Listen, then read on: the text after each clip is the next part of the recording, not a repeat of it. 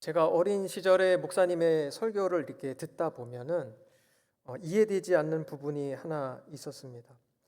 하나님께서 그렇게 무서우실 수가 없는 거죠. 그런데 또 어느 날 말씀을 듣다 보면은 하나님께서 정말로 사랑이 많으신 분인 겁니다. 구약 성경을 읽어보면은 하나님 정말로 무서운 분이다 이런 생각이 들다가도 또 신약 성경을 또 읽다 보면은 하나님은 또 참 사랑이 정말 많으신 분이구나 이렇게 생각을 하게 되는 겁니다. 그러면 어느 순간 하나님이 이해가 되지가 않는 거죠. 하나님은 도대체 어떤 분인가? 무서운 심판의 하나님이신가? 정말로 따뜻한 사랑의 하나님이신가? 어린 시절 성경을 제대로 읽지 않고 또 하나님을 인격적으로 만나지 못했던 그 당시에는 그렇게 혼란스러웠던 기억이 있습니다. 그런데 오늘 우리가 본문 말씀을 보게 되면은, 그리고 더 시야를 넓게 가지고 이사야서 전체를 보게 되면은 그러한 하나님의 두 모습이 교차적으로 계속해서 나타나는 것을 보게 됩니다. 먼저 이스라엘 백성들을 향한 하나님의 비난과 심판의 경고가 계속해서 나오고 있는 거죠. 그런데 또 결국에는 이 이스라엘 백성들이 경험하게 될 회복에 대해서도 또 말씀을 하시게 되는 겁니다.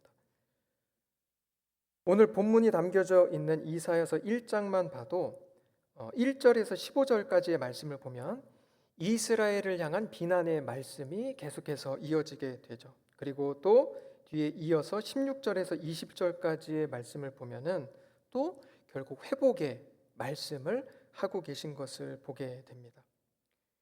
물론 그 이후로 또다시 경고의 말씀이 이어집니다.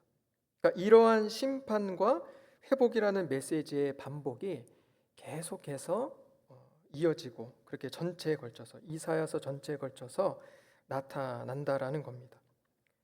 먼저 이사야서의 가장 처음 부분이 되는 1장 처음을 보게 되면은 가장 먼저 하시는 말씀이 뭐냐면은 이스라엘 백성들을 향한 비판의 말씀이죠. 그러니까 부정적인 표현들로 그 말씀을 시작하고 계십니다.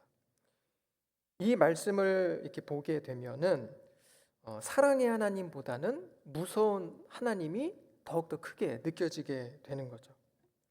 2절 말씀을 보면 이렇게 말씀하고 있습니다. 하늘이여 들으라, 땅이여 귀를 기울이라. 여호와께서 말씀하시기를 내가 자식을 양육하였거늘 그들이 나를 거역하였도다.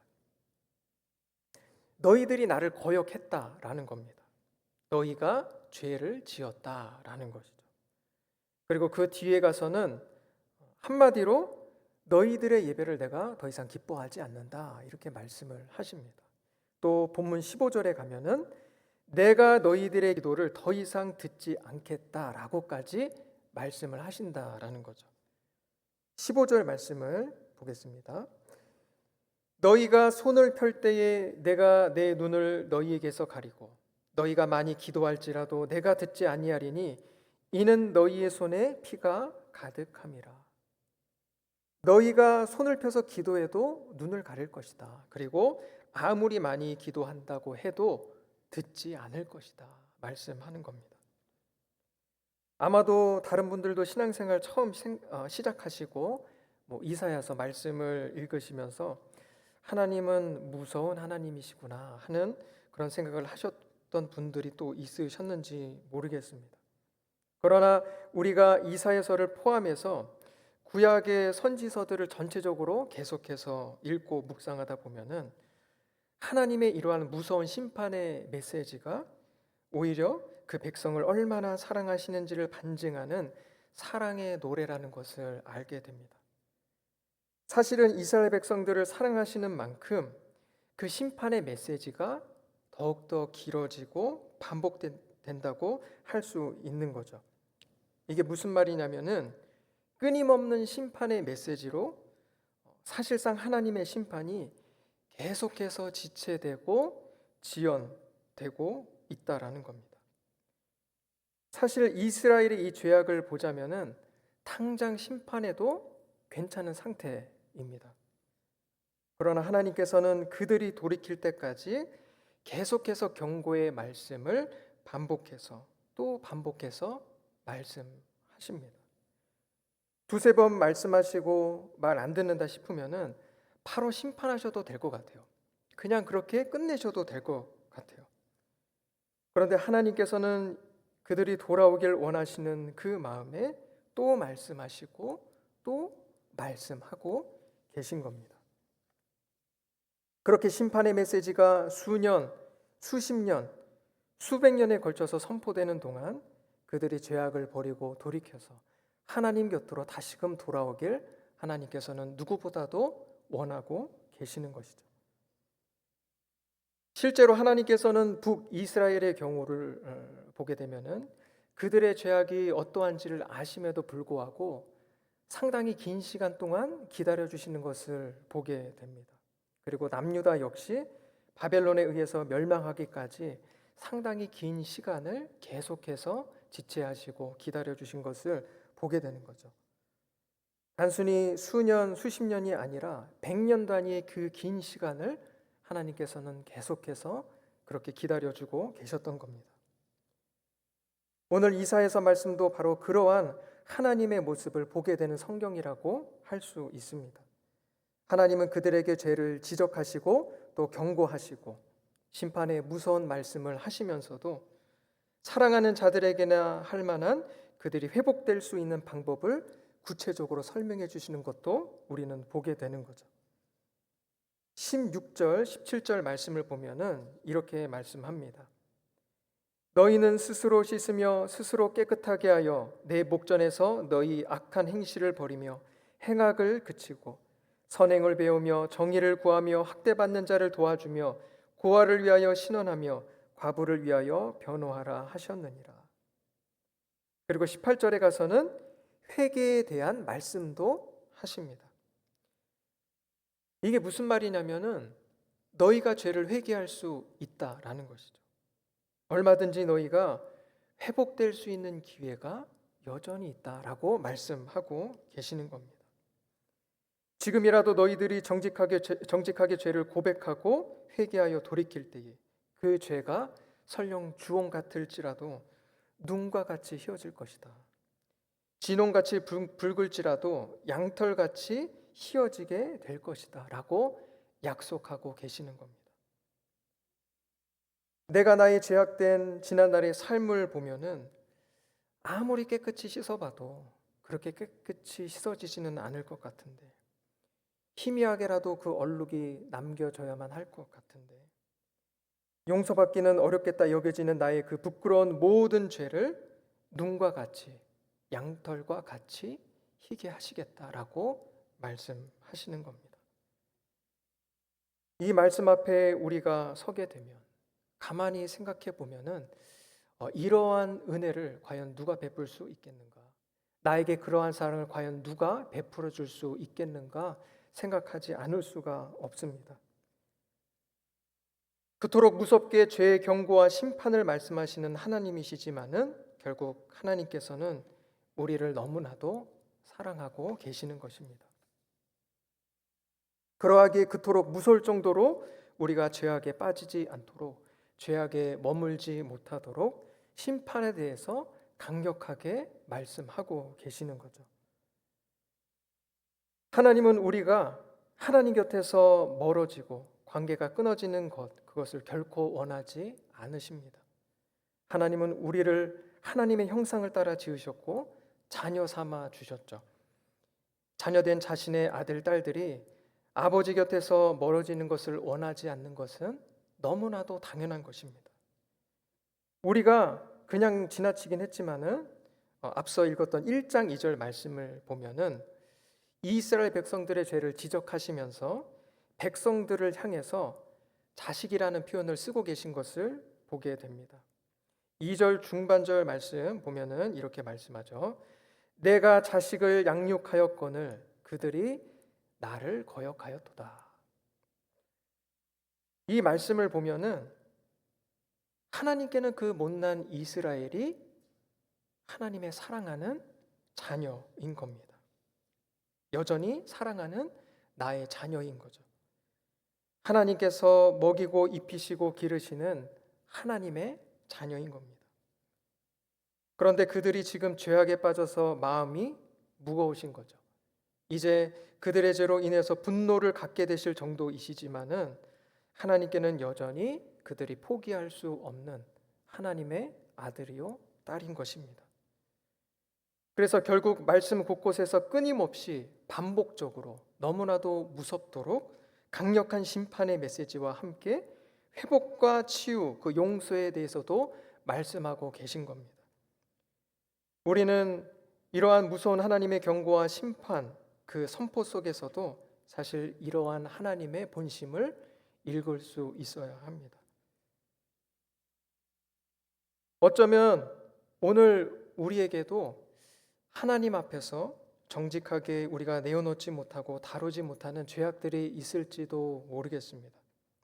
나 스스로도 사실 떳떳하지 못하고 하나님 앞에서 애써 숨기고 싶은, 애써 회피하고 싶은, 하나님 앞에서조차도 은근슬쩍 모른 척하면서 그렇게 드러내고 싶지 않은 내가 사랑하는 죄, 나의 부끄러운 죄와 허물이 나의 삶 가운데에, 나의 인간관계 속에, 나의 어떠한 습관 속에 있을 수가 있다라는 겁니다. 그런데 오늘 하나님께서는 우리가 그러한 죄를 정직하고 진솔하게 고백할 수 있기를 원하신다라는 겁니다. 우리가 그 죄를 정직하게 인정하고 회개하면서 온전히 돌아서기를 원하고 계시다는 것이죠. 그리고 그러한 우리에게 하나님께서는 동일하게 약속해 주신다는 것입니다. 18절 말씀입니다. 여호와께서 말씀하시되 오라 우리가 서로 변론하자. 너희의 죄가 주홍 같을지라도 눈과 같이 희어질 것이요 진홍같이 붉을지라도 양털같이 희게 되리라. 하나님께서는 우리의 죄를 반드시 심판하시는 하나님이시죠. 물론 그렇습니다. 그러나 하나님의 본심은 우리를 살리시기 원하시는 겁니다. 하나님께서는 우리를 회복시키시기를 너무나도 원하신다라는 거죠. 우리가 예수 그리스도의 의로운 옷을 입고 거룩한 하나님의 자녀로서의 삶을 살아가길, 그 축복된 삶을 우리가 누릴 수 있기를 누구보다도 원하시고 또 그러한 삶을 기뻐하신다라는 것입니다. 그리고 본문 11절에서 14절에 나오는 예배에 대한 말씀을 보아도 우리는 그 속에서 하나님의 본심을 보게 됩니다. 물론 이 구절들은 하나님께서 이스라엘의 예배를 지적하시는 내용입니다. 멈추지 않는 죄악 속에서 이 이스라엘이 예배를 계속 드리니까 그 형식적인 예배가 하나님께는 너무나도 견딜 수 없는 짐이 된다라고 말씀을 하시는 거죠. 13절, 14절 말씀입니다. 헛된 재물을 다시 가져오지 말라. 분향은 내가 가증히 여기는 바요. 월삭과 안식일과 대회로 모이는 것도 그러하니 성회와 아울러 악을 행하는 것을 내가 견디지 못하겠노라. 내 마음이 너희의 월삭과 정한 절기를 싫어하나니 그것이 내게 무거운 짐이라. 내가 지기에 곤비하였느니라. 보니까 하나님께서 이스라엘의 예배를 내가 견디지 못하겠다 이렇게 말씀을 하고 계십니다.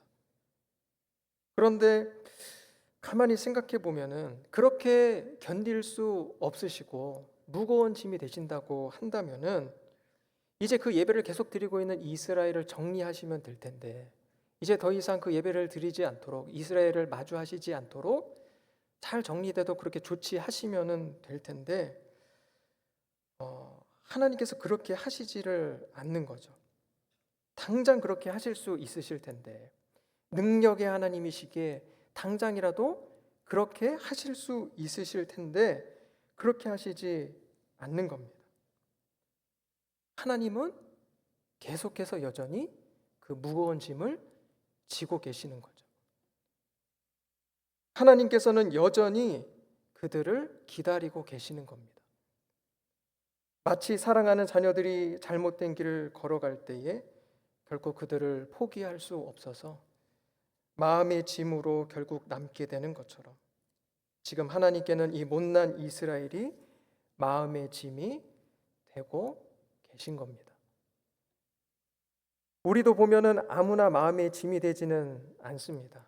우리가 사랑하는 사람이, 포기할 수 없는 사람이 우리의 마음에 계속해서 남게 되고 결국 마음의 짐이 되게 됩니다. 하나님께서는 그렇게 이스라엘을, 그렇게 우리들을, 그렇게 바로 나를 사랑하고 계시는 것입니다. 어쩌면 오늘 우리가, 어쩌면 오늘 내가 하나님의 마음의 짐이 되어서 하나님의 마음을 괴롭게 해드리고 있는지도 모르겠습니다. 어쩌면 이스라엘 향해서 무섭게 쏟아부으셨던 그 경고의 말씀들이 오늘 이 땅을 살아가는 우리들을 향해서 있는지도 모르겠습니다. 그러나 설령 그렇다고 해도 우리에게는 소망이 있습니다. 하나님께서 여전히 우리를 그 마음에 품고 계시기 때문에 그렇습니다. 하나님께서는 여전히 우리를 기다리고 계시기 때문에 그렇습니다. 여전히 우리에게는 하나님 앞에 나아갈 수 있는 십자가의 보혈의 길이 있기 때문에 그렇습니다. 우리는 그렇게 구원받았고 또 오늘 그렇게 깨끗함을 받으며 하나님 앞에 나아갈 수가 있는 것입니다. 그러한 은혜가 우리 가운데 주어졌고 그러한 은혜로 우리와 하나님께서 함께하고 계시는 것이죠. 그래서 오늘 우리가 생각해 보기를 원합니다. 오늘 나의 삶의 모습은 과연 어떠한가? 나는 하나님의 마음에 어떠한 자녀로 남아 있을까? 나는 하나님의 마음의 기쁨일까? 아니면 하나님의 마음의 짐일까?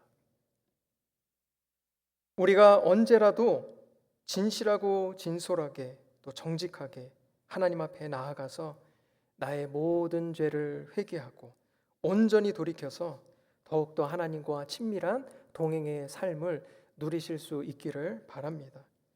그렇게 십자가의 사랑을 바라보면서 나를 사랑하시는 주님 곁에 머물며 하나님의 마음의 짐이 아닌 그 마음의 기쁨이 되어드리는 하나님의 자녀가 다 되실 수 있기를 간절히 소망합니다. 아멘. 이 시간 우리 말씀